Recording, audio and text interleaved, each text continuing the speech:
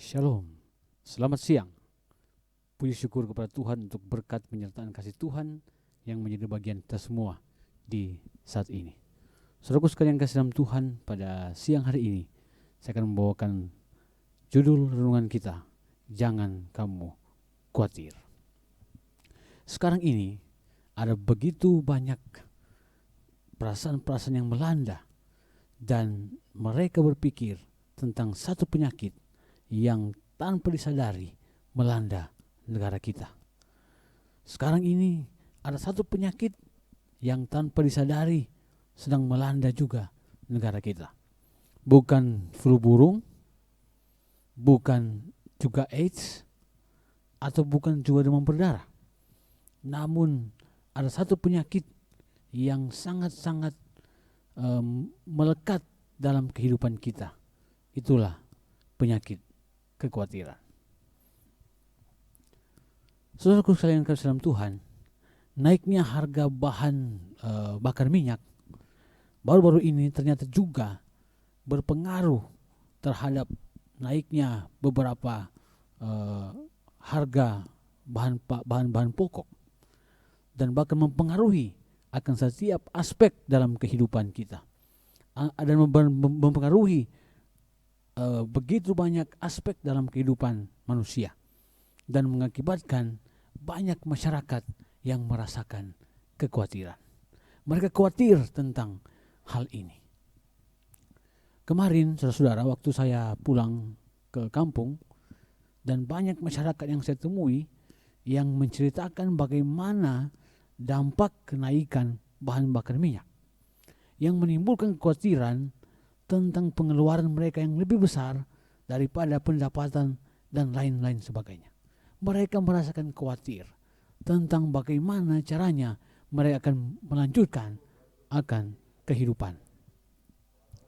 Sangatlah penting saudara-saudara bagi setiap orang Kristen untuk tidak merasakan khawatir. Bagaimana kita sebagai orang Kristen untuk tidak merasakan khawatir? Sangatlah penting bagi kita orang Kristen untuk tidak merasakan khawatir karena Yesus ingin agar supaya setiap orang Kristen memperhatikan perkataannya dalam kitab Matius 6 ayat 25 sampai 34. Ayat 25 bagian A mengatakan bahwa jangan khawatir akan hidup. Jika manusia tidak dapat lagi makan ataupun minum, maka pasti dia akan mati. Manusia akan sakit jika selalu mencemaskan kesusahan hari esok. Jika kedua kata ini digabung dengan tambahan kata penghubung, akan menjadi khawatir akan hidup. Khawatir akan hidup dapat diartikan merasa takut, merasakan kegelisahan, merasakan suatu hal yang mengkhawatirkan dengan apa yang terjadi dengan makanan, minuman, pakaian, dan merasa cemas. Jangan-jangan hari esok akan menjadi susah. Apakah arti khawatir, saudara?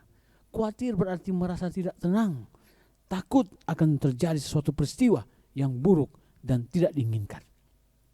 Atau takut dan gelisah terhadap sesuatu hal yang belum diketahui atau pasti diketahui.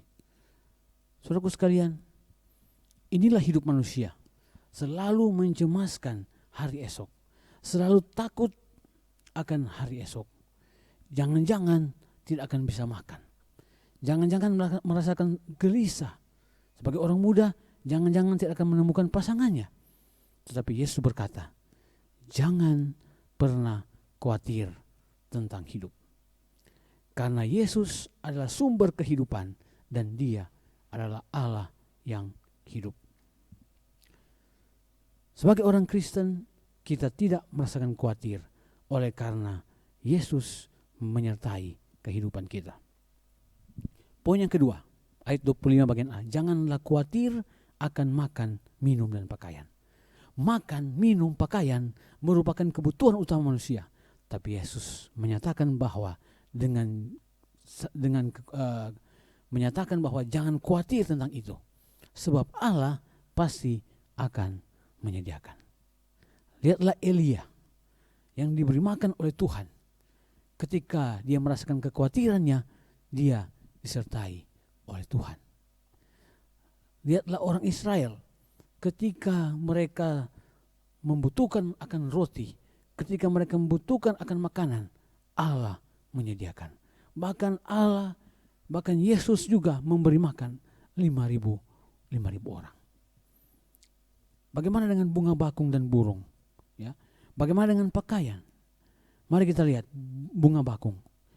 Bahwa tumbuhan jenis bawang besar ini, yang bunganya warna putih dan merah ini, yang tumbuh di ladang, dan bunga ini tidak pernah bekerja, tidak pernah menenun.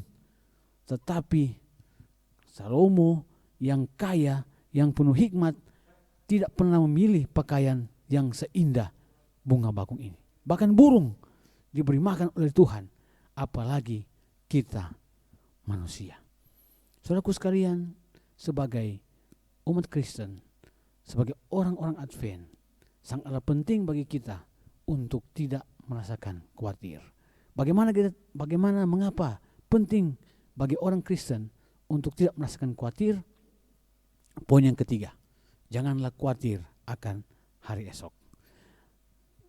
Rasa khawatir akan hari esok, Yesus mengatakan tidak akan menambahkan sasta saja dalam jalan hidup. Jadi Allah telah menyediakan hari esok yang penuh dengan harapan bagi setiap umat Tuhan yang menantikan akan kedatangan Tuhan yang kedua kali. Mari kita lihat contoh. Ada Yusuf yang tadinya merasakan kekhawatiran dalam hidup, tapi Allah menyediakan hari esok yang penuh dengan harapan. Saudaraku sekalian yang kasih dalam Tuhan, dari kesimpulan yang saya mau sampaikan pada siang hari ini, itulah sebabnya sebagai umat Tuhan kita sudah seharusnya untuk tidak pernah merasakan khawatir dengan apapun juga. Tuhan Yesus memberkati kita semuanya adalah doa dan harapan saya. Mari berdoa. Tuhan, terima kasih kami sudah mempelajari firman-Mu. Kiranya firman ini bertanam dalam hati dan pikiran kami, dan kami boleh aplikasikan dalam kehidupan kami. Pimpin kami sepanjang hari ini Tuhan. Kami sudah berdoa nama Tuhan Yesus Juru Selamat dan Penebus kami. Amin.